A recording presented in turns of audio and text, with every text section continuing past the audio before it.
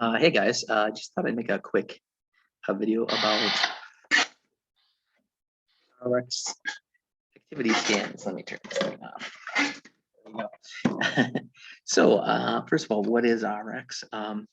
So basically, it is kind of a way to use data to decide how rural carriers are going to be compensated for their routes. That's what it is. For our part, we are expected to do daily scans. So as a rural carrier or an RCA like me, what you have to do is every day you have to do some of these scans. So the main ones you have to do, so these must be done every day, are these right here. So you've got clock in. So as soon as you get to the station, you take your scanner and you log in and you do clock in, okay? Then you just go about casing like you normally do. Once your casing is done and you're ready to put things in the vehicle, you do this, start load vehicle. And then after that, you do end load vehicle, okay? And right away depart to route, because that's about it. I mean, I guess you can use the bathroom in between, but then you're departing to route, okay? So then you're out on your route. When you come back, you do return to delivery unit.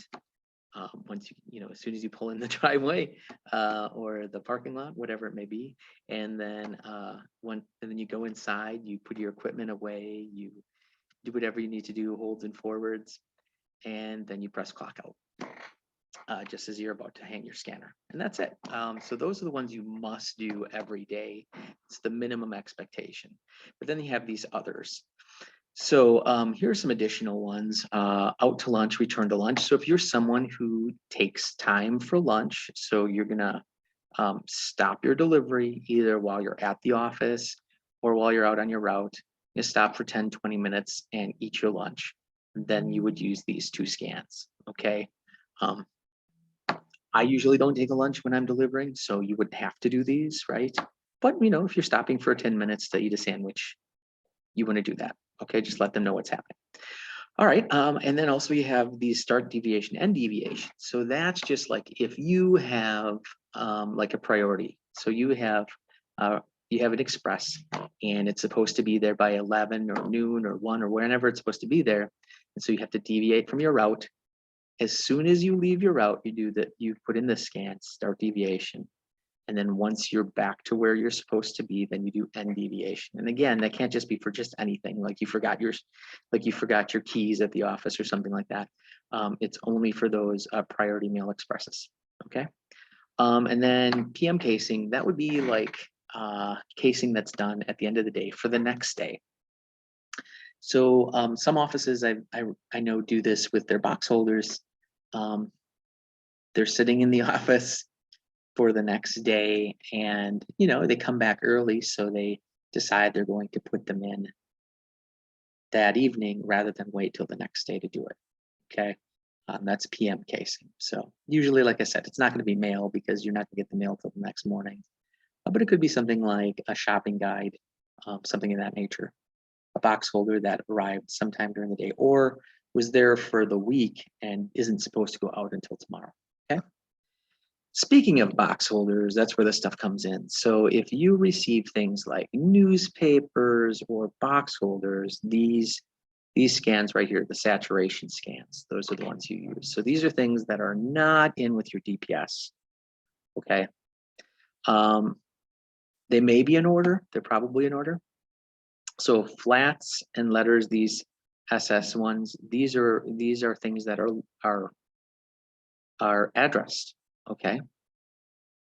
So it says right here, if you do this one, so these are flat. So this would be like your coupon clippers, your something like a grocery store ad that goes out to everybody, or we used to call them red plums or shop nows. Okay. They have addresses on them. They're bigger than just a standard piece of mail. All right. You can see that it will ask if it's only residences or if it's all deliveries. So some of these things only go to residential customers and some of them go to everybody. So like the red plums, for example, those only go to residential customers. So you would, after you put in the scan, it'll ask you which, and you have to choose one for residents only or 2 for all deliveries.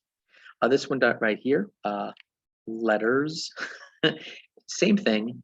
It's a box holder that's addressed, and it's probably in order. Okay, I would personally take these on the side, but if you're delivering these, you choose number 3. Okay, and the same thing, is it residents only or is it for everybody? That's going to be the same for all 4 of these scans.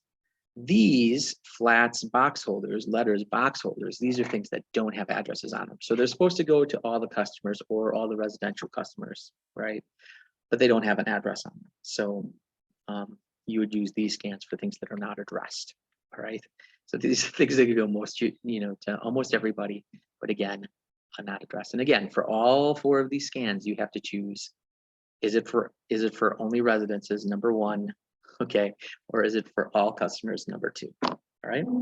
And again, it also says on here for all 4 of these that let's say you case it the night before, okay, to go out the next day. Well, you wouldn't put this scan in until the next day, beginning of the day you would do it. If you spread it out, so you deliver some of them Monday, some of them Tuesday, some of them Wednesday, some of them allow for that. That's fine, but you only do the scan for that one day. So you're not taking credit for the same thing 3 times. You just take credit for it once, okay?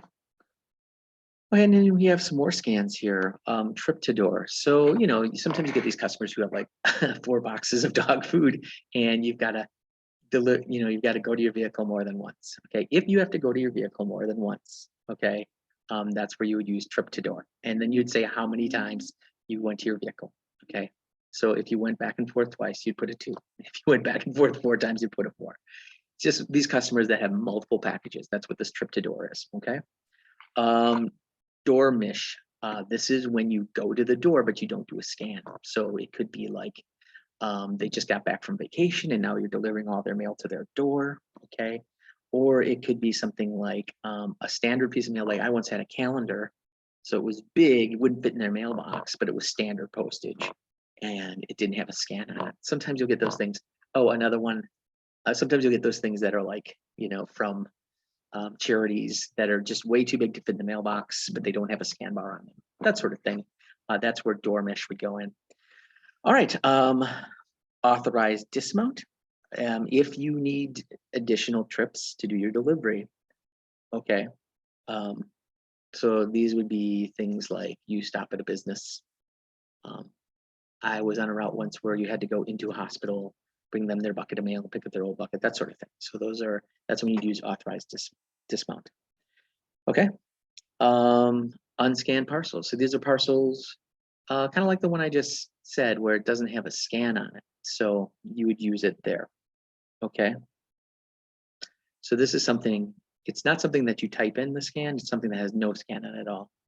So this would be, again, like that calendar, for example, carrier pickup.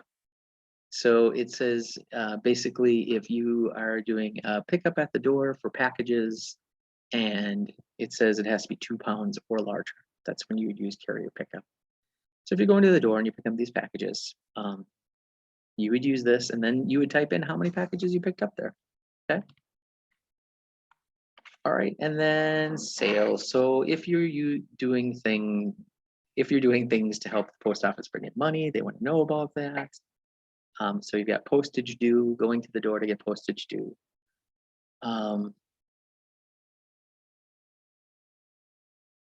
Going to rural reach, that means that you're offering the business services. So you're talking to a customer, stop to talk to a customer about using your services rather than FedEx or UPS. That's what rural reach is. Okay. Anytime you have that conversation with the customer about starting to use our services or maybe they are using our services in conjunction with, like, say, FedEx, but you're saying, hey, why don't you just use us? That's what rural reach is. So anytime you have that conversation with customer about shipping more packages with us, that sort of thing, that's where rural reach comes in. And then stamp stock. So, you carry those stamps with you to sell on the route. If you get stopped by somebody and they want to buy stamps from you, that's when you use the scan. Okay, so that's what these scans are about, to my knowledge anyways. I mostly have just used these 6 basic ones. because I usually work on Saturday. I haven't had a lot of interesting stuff come my way. But the idea is that the more we do of this, okay, and honestly do it, the better the data is that they have to work with, the better our compensation can be, is the idea. So do use the scans. If you have questions about them, please put them in the comments below. If I'm wrong about something, tell me in the comments below. I'd love to hear from you. Okay, have a great day. And hey, I'm gonna go ahead and end this meeting. Talk to you later.